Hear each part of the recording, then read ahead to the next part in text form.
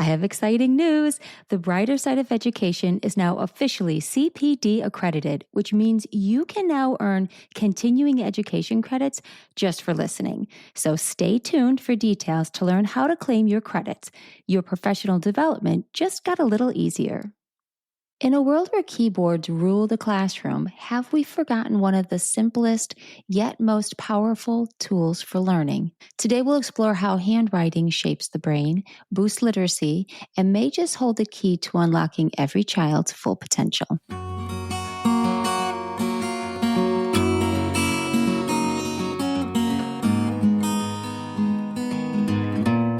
Welcome to the Brighter Side of Education. Research, innovation, and resources. I'm your host, Dr. Lisa Hassler, here to enlighten and brighten the classrooms in America through focused conversation on important topics in education. In each episode, I discuss problems we as teachers and parents are facing and what people are doing in their communities to fix it. What are the variables, and how can we duplicate it to maximize student outcomes?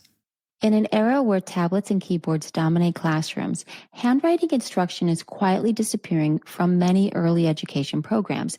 Yet research shows that writing by hand is far more than an old-fashioned skill. It's a powerful driver of literacy, comprehension, and brain development.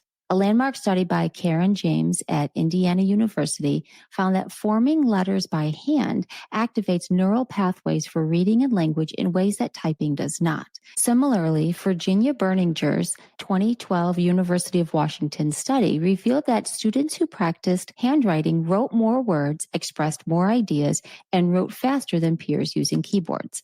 The motion of shaping each letter strengthens memory for language, aiding spelling, reading fluency, and comprehension. A 2020 Frontiers in Psychology review further showed that explicit handwriting instruction supports fine motor skills, attention, working memory, and academic confidence. Without it, children often face lasting challenges in reading, writing, and self-expression. One form of handwriting, cursive, has largely vanished from schools since the Common Core standards of 2010, but research shows it engages the brain differently from print, can improve fluency and comprehension, and may help students with dyslexia avoid common letter reversals. Beyond the cognitive benefits, cursive can be highly motivating, giving children a sense of accomplishment and pride when mastered. To help us understand why this matters and how to address it, we're joined by handwriting instruction specialist Holly Britton. As the founder of Squiggle Squad Method, she has spent over 25 years helping children, parents, and educators strengthen the connection between hand and brain to boost literacy and learning. Her approach, grounded in educational neuroscience, offers practical strategies that empower both teachers and students. Holly, welcome to the Brighter Side of Education. Thank you. So nice to be here. What brought you on the path to handwriting? Having children got me into education, and unexpectedly in homeschooling later, I just got so into teaching and education, ended up going into private school and public school. All of that introduced me to aspects of handwriting across various institutions and how it was being addressed in the nation. I saw a huge gap and a lot of misunderstanding about how it affects learning. And as we have watched handwriting fade into the background, we're also seeing spiraling literacy rates. And I just wonder if they couldn't be somewhat related. So Squiggle Squad, when did you start this and how did it begin? I'd tried some of the methodologies when I was coaching kinder, was seeing that teachers coming into the profession had not been trained in how to teach children to handwrite at really young ages. So you're starting at 4, 5, and 6 years old, and they jump right into writing as a way of expressing yourself without any of the base skill building that was necessary at a very young age. So I went in trying to troubleshoot that and found out that the closer I got to their developmentally appropriate modalities, the better success we had with handwriting, namely allowing kids to move and using movement as a way of honing the coordination and dexterity skills that they would need to write letters by hand. So fast forward, I was watching kids from different backgrounds in mid to higher elementary levels and realizing that we're missing foundational skills. There's so much research out there. It's not for lack of research or misunderstanding about handwriting in literacy. It's that information is stuck in the books and has not yet reached the classrooms. So I wanted to be that bridge between what we know to be true in research and what we're practicing in the classroom. And Squiggle Squad was born. My daughter is my co-founder. She is a graphic designer, and we are about 5 years into it. We are now in schools across the United States. What do you think is missing in handwriting instruction as it stands today?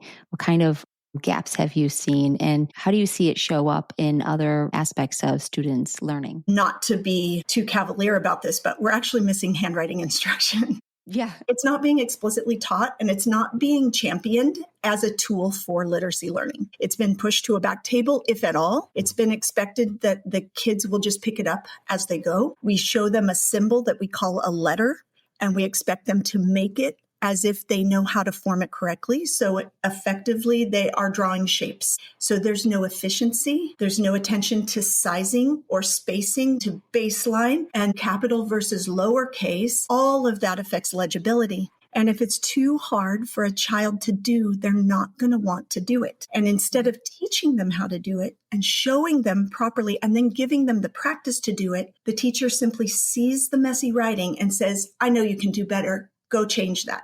And they send it back without any instruction to that kid. And the kid's going, okay, so how does a child make it better? They go slower. They think more about the writing than the concepts they are writing. So we've now taken them away from higher level learning, back to foundational skill practice. That window of opportunity for affecting handwriting to make it efficient and legible and automatic happens at the lower grades. I mean, they're just not addressing handwriting at all past first and second grade. Once you get past that, the muscle memory takes over and you write the way you write. And changing it is nearly impossible, especially if it's never addressed. So what Squiggle Squad does is separates the motor skill from the letter learning so that we are practicing physical and we are practicing cognitive. And when the child is ready to meet the two, then they can put a pencil in their hand and try tracing letters with a finger, and they're learning directionality. They're learning the symbols needed to understand handwriting instruction. Because if you give kids dotted lines with a dot and an arrow and tell them to practice, they will ignore those dots and arrows. I've sat in kindergarten classes where the teacher gives them a book. And by the way, the book is very fat and their hands are very little, so they can't hold down the binding while they practice their writing. And I sit at that table and I watch those kids practicing. They're struggling the entire time and they're writing however they want, bottom to top, clockwise instead of counterclockwise. So the kid believes that's the way you're supposed to do it. And the results are felt all the way up the academic pipeline. We have a lot of focus on getting the content in. And so handwriting, when it comes to the language arts block, diminishes because you're trying to get in all those other skills. When we compartmentalize handwriting, especially at the early years where we push it into a block and we say, we're going to practice handwriting now we're going to leave it and do social studies where I'm going to have you write about your family, but there's no attention paid to the way that they write in their social studies block, then you are reinforcing bad habits over good habits, because the less time you spend in that handwriting block, the more time you need to give them practice doing it correctly. Little ones have those tiny little hands. What do you think is like best to start off material wise? So this is a great question. We should understand why we use the writing implements we use.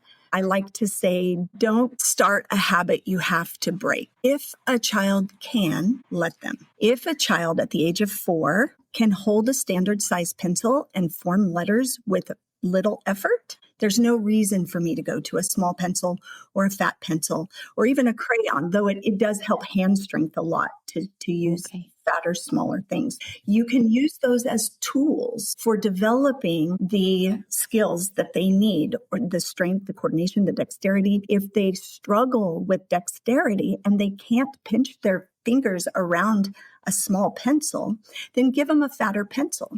If their hand's very small and they're having a problem controlling the top part of the pencil because it's too long and unwieldy, then give them a short pencil so that they don't have to worry about that extra length. But as soon as they can, and you do start seeing a tripod or a quad handhold, then just give them a regular pencil and you can make a big deal of it. The same would go for pencil grips. Maybe their problem is holding 3, so you need a level 3 hold one that you can do. And maybe it's that they are using their wrist too much, in which case you would choose a different one that maybe gives them a little bit of cushion. The reasons why you're giving them what you're giving them. You talked about motions and the movement of the strokes, that kinesthetic connection. If you wanted to elaborate when it comes to handwriting and how that motion of writing then shapes the language pathways in the brain. Yeah, this is the part that's really exciting when it comes to language acquisition and literacy learning. So we learn first about the written word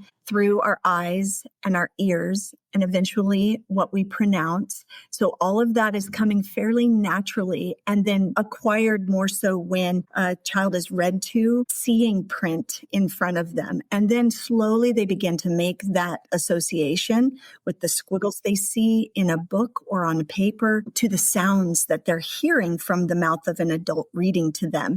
That's just super, super slow, and we call it print emergence. So they don't fully understand the symbolism behind all of it, or the decoding part of it. So that's where phonics comes in. We start to show them the shape on the page that's called a B, and we start telling them the sound it makes is B. So now we want them to be able to reproduce sound. We call that encoding. So they're decoding one way. Now we want them to write it, which is encoding. That's the next step. And we want them to do it in a way that when they start putting them together, the movement is efficient, because the end goal of handwriting is quick, efficient, automatic, and legible writing. And that needs to seem super natural. So in order to make it feel natural, we need to tuck it into long-term memory. And we do that in part kinesthetically. We write the letter on the page, which reinforces the different regions of the brain that is trying to understand language, that is trying to make a connection between what they're seeing and the cognitive processes necessary to come to that light bulb moment that says, oh, I get it. Kinesthetic movement has been shown in many, many aspects, not just handwriting, to help solidify learning in a young child especially. So when we do things, we imprint them better into our brain.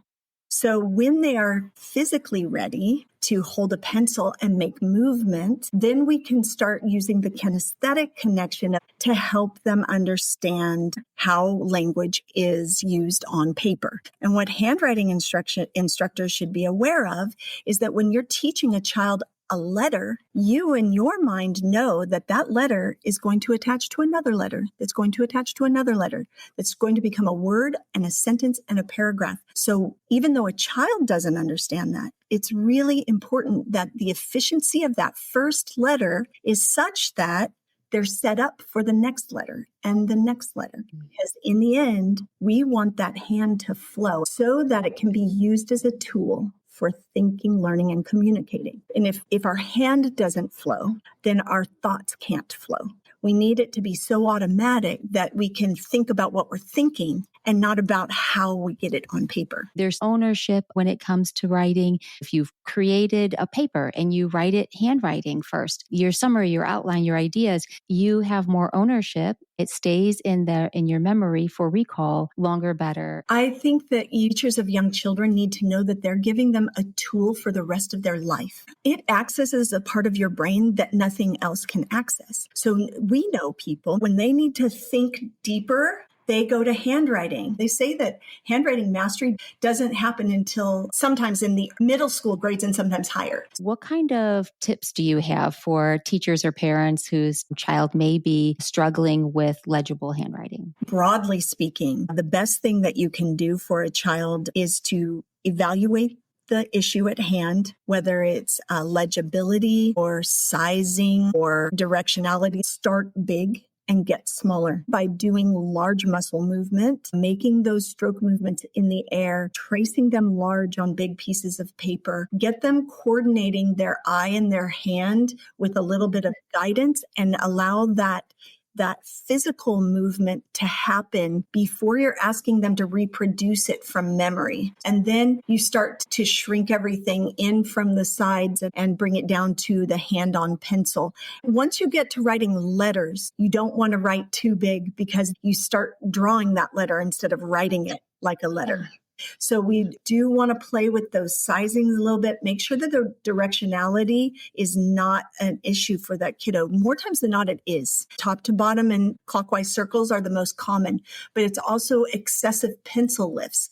Like you get one letter that doesn't have to have a pencil lift at all, and they might lift their pencil twice to make that one letter. Go back to the traditional formation of lowercase letters and get that flow as best you can. And again, if it has to start big and get small, then do that and bring them up incrementally. What about sandpaper letters? Shaving cream. I always love the shaving cream. Yes, we did shaving cream and chalk as well. I taught Montessori. Their sandpaper letters were always very nice. The kids seemed to really enjoy the texture of it. What about like lefties? If we are trying to teach letter formation, doing it in interesting ways, it doesn't matter if it's sandpaper or chalk or shaving cream.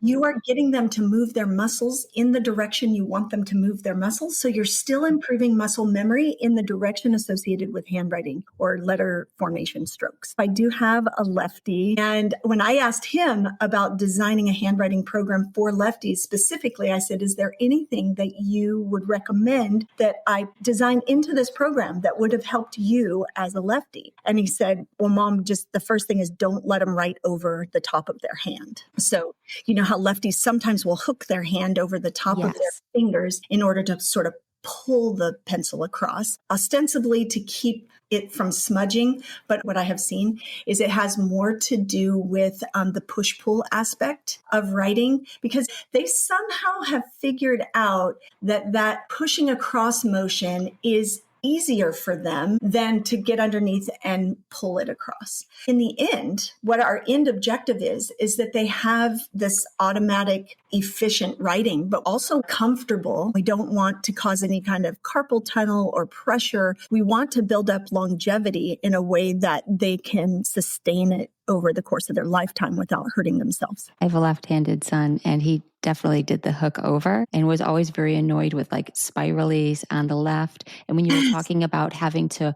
push down and hold down a book while writing, it became very hard. You know, as righties too, it depends on, I guess, which side of the book you're writing on. So I didn't know if there was like any sort of strokes or strategies that you knew that would maybe help out those lefties. They basically write the same way. It's just that the movement is a push or a pull versus, depending on the formation of each letter. In our program, we specifically have booklets that lay flat so that you don't have to worry about that binding as you're learning how to form letters. Do you think hand strength has become an issue for poor handwriting? When I was teaching, I would give them putties of different strengths that they would twist and pull, and I would hide things inside there so they would have to pull it. And we would go from a softer putty to a tougher one, and that strength in their hands. I didn't know if that was ever an issue that you had come across or had any advice for. Did they like those activities? Oh, they loved it. Yes. Yeah, that's what I found too, that they actually enjoyed that. I think this problem's getting worse. And in the 3 years I've been in classrooms doing this with many children, I have absolutely seen the lack of hand strength. And I think that those kinds of things that you're doing are awesome. I also think parents just need to get those kids outside climbing monkey bars and doing things that actually strengthen their hands, and not use handwriting to strengthen their hand. Use those outside activities, and even Lego building and putty manipulation, Play-Doh, sorting, pinching. Those activities absolutely contribute to a child's ability to write by hand. A lot of schools have stopped teaching cursive, but I found that the kids in my classroom were so excited to learn it. They wanted to learn it. It was like a sign of them being grown up. And so when they were done learning the lower and the uppercase, then they wanted to get quills. It was exciting for them. So what are your thoughts on cursive? In the past, it was an art form because handwriting was used in all of our business negotiations and personal interactions. How you wrote and the way it looked was a reflection on your education and your intellect. It's not so much that anymore. But what it is really important for is speed and efficiency. So there are some people like myself who continue to use print, but because I know cursive, I will do a hybrid of the two for efficient handwriting. That is okay. However, a child will never use that or come to that if they're never taught that. So again, we are depriving them of a possible useful tool for their life if we don't give them that option. I used to have girls stay in at lunch in my classroom because the school didn't teach cursive, but they knew that I knew cursive and they wanted me to teach them. Once they have the print in proper direction, adding that little ligature is just not difficult. Then it is like their eyes are open. They're like, it's not a mystery. What happens when handwriting is not addressed in the child's early years? Motor memory sinks in and it becomes almost impossible to change it later unless you get real buy-in from an older student that wants to get better at get faster or more efficient or make handwriting more easier for him or herself. It's really, really ingrained in the muscle memory. It's very hard to change without deliberate, intentional, focused instruction. I've even seen where they completely avoid it at all costs. It's very laborious and they know that it doesn't look good. If they're exchanging papers with their peers, as they get older and someone is like, well, I'm supposed to read your work to be able to grade it, like a pair thing, and I can't read it. And so that doesn't feel good. Not only the kids avoid it, but when it's laborious for the kids, the teachers avoid it. And the more the teachers avoid it, the less the kids are going to learn. There's a recent article in the New York Times about college professors needing to go back to Blue Book because of AI cheating that's happening, are having a hard time doing that because the kids can't write by hand. It affects them all the way up the academic pipeline. What would you hope parents, teachers, and schools consider when it comes to handwriting instruction? It needs to be addressed early and it needs to be addressed well. Handwriting instruction matters to young children. Breaking it down into incremental pieces is super, super important. And if you do that and it remains easy for students, then as you increase the challenge, they're up for it because they have experienced the intrinsic reward of being able to do it. Once that window closes, it's very hard to get it back. So where can parents or teachers go to be able to access your resources and the Squiggle Squad program? Yeah, pretty easy. Just find me at squigglesquad.com. Any contact form on there will reach me personally, or you can reach me at holly@squigglesquad.com. I'd love for your listeners to know about our free name worksheet generator that's on the homepage of the website. They can go on there, put their kiddos' names in the form, and it'll print out Squiggle Squad style their name on guidelines to help kids learn the capital letter at the first of their name and the lowercase letters to follow. Oh, that's wonderful. And perfect timing for the beginning of the year when teachers are definitely running those off and making sure that they are learning how to write their name properly and well. Thank you so much for sharing what you're doing with Squiggle Squad, your insights on handwriting, how it connects to language and your different strategies. I think that it's something that we don't talk enough about. And so I'm really excited that you came on to talk about it with us. So thank you. Thank you for inviting me. It was a pleasure. I encourage you to look at how handwriting is taught or not taught in your classroom or home. If you have a story about what's working in your schools that you'd like to share, you can email me at lisa@drlisarhassler.com or visit my website at www.drlisarhassler.com and send me a message. If you like this podcast, subscribe and tell a friend. The more people that know, the bigger impact it will have. And if you find value to the content in this podcast, consider becoming a supporter by clicking on the supporter link in the show notes. It is the mission of this podcast to shine light on the good in education so that it spreads, affecting positive change. So let's keep working together to find solutions that focus on our children's success.